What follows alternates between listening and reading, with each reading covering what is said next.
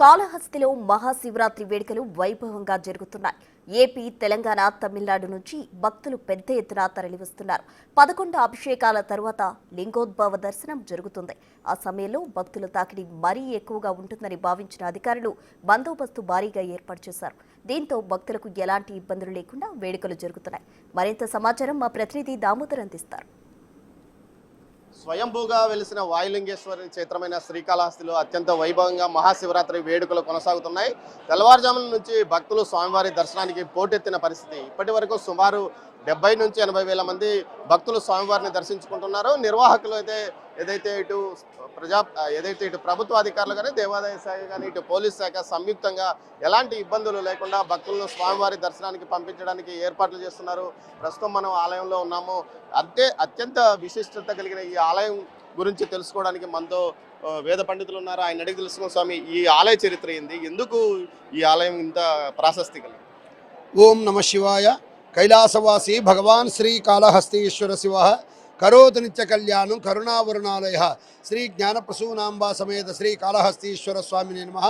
ఇక్కడ స్వామివారు శ్రీ కాళహస్తీశ్వర స్వామిగా వెలసి ఉన్నారు. శ్రీ అంటే సాలిపురుగు, కాలము అంటే సర్పము, హస్తి అంటే ఏనుగు. ఈ 3 మూగజీవాలు కూడా స్వామివారిని పూజ చేసి స్వామివారి యొక్క లింగాకారంలో కలిసిపోయి ఉంటాయి. స్వామివారి యొక్క శిరస్సు మీద కాలము అంటే 5 తలల సర్పం ఉంటుంది. మధ్యలో హస్తి అంటే ఏనుగు దంతాలు ఉంటాయి. దిగువన శ్రీ అంటే సాలిపురుగు. ఈ 3 రూపాలతో ఉంటారు స్వామివారు. ఇక్కడ స్వామివారు పంచభూత క్షేత్రాల్లో వాయుక్షేత్రము. వాయువు అంటే గాలి. మనం ఎలాగైతే ఉచ్ఛ్వాస నిశ్వాస శ్వాస పీల్చి వదులుతున్నామో అలా స్వామివారు శ్వాస పీల్చి వదిలే గాలి కూడా ముఖానికి ఎదురుగా ఉన్న 2 దీపాలు కూడా ఎప్పుడూ కదులుతూ ఆడుతూనే ఉంటాయి.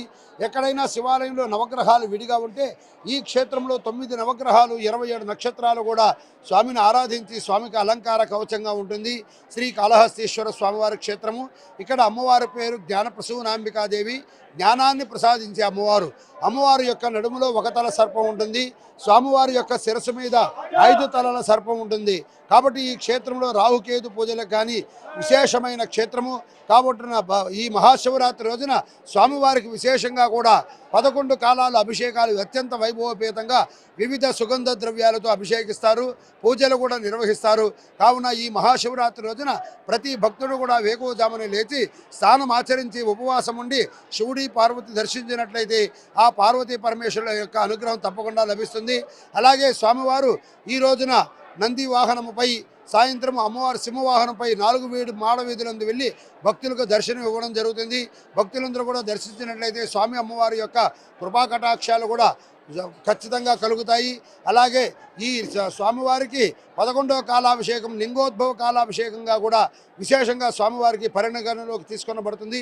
ఆ సమయంలో రాత్రి జాగారం ఉండి లింగోద్భవ కాల సమయంలో శ్రీ స్వామి అమ్మవారు దర్శించినట్లయితే స్వామి అమ్మవారి యొక్క అనుగ్రహం చేత పరిపూర్ణమైన మోక్షప్రాప్తి కలుగుతుంది. లింగోద్భవ దర్శనానికి 11 అభిషేకాలు పూర్తి అవుతాయా? 11వ అభిషేకమే లింగోద్భవ దర్శనం. 11వ కాలాభిషేకమే లింగోద్భవ కాలాభిషేకం.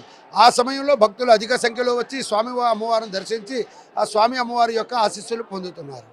ఏదైతే లింగోద్భవ దర్శనం సందర్భంగా స్వామివారిని దర్శించుకోవడానికి వచ్చే భక్తులను రద్దీ తట్టుకోవడానికి పోలీసులు పూర్తి స్థాయిలో చర్యలు తీసుకున్నారు.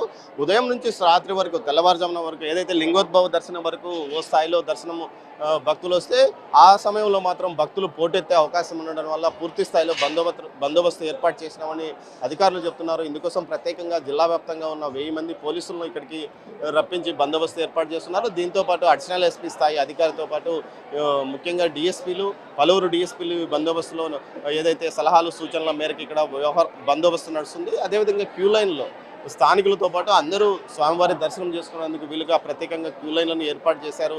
ఎప్పటికప్పుడు క్యూ లైన్లో గంట లోపలే స్వామివారి దర్శనం పూర్తయ్యే విధంగా చర్యలు తీసుకుంటాం. అదేవిధంగా కంచు గడప లోపలికి వెళ్ళిన ప్రతి భక్తుడు 15 నిమిషాల లోపల స్వామివారిని దర్శనం చేసుకుని వచ్చే విధంగా ఏర్పాట్లు చేశామని ఇటు ఏదైతే ప్రజాప్రతినిధులతో పాటు అధికారులు చెప్తున్న పరిస్థితి. ముఖ్యంగా స్వామివారి దర్శనంలో ఈసారి వివిఐపీల ప్రాధాన్యత కొంత తగ్గిందని చెప్పవచ్చు. సామాన్య భక్తులకు పెద్ద ప్రాధాన్యత ఇవ్వడంతో పాటు గతంలోనే ఏదైతే నిన్ననే స్వామివారికి పట్టు వస్త్రాలు సమర్పించడం వల్ల ఆ వ్యవహారం వల్ల ఏదైతే పట్టు వస్త్రాల సమర్పణలు సుమారు 1-2 గంటల పాటు ఏదైతే భక్తులు ఇబ్బంది పడే అవకాశం ఉందని భావించి ముందుగా నిన్ననే ఇప్పించినట్లు కూడా తెలుస్తుంది. మొత్తం మీద ఈసారి ప్రశాంతంగా భక్తులకు సామాన్య భక్తులకు దర్శనం కలిగే విధంగా అధికారులు ఏర్పాట్లు చేశారు. అవి కొంతవరకు పూర్తి స్థాయిలో సక్సెస్ అయ్యాయని చెప్పవచ్చు. కెమెరా పర్సన్ పురుషోత్తంతో దామోదర్, శ్రీకాళహస్తి నుంచి.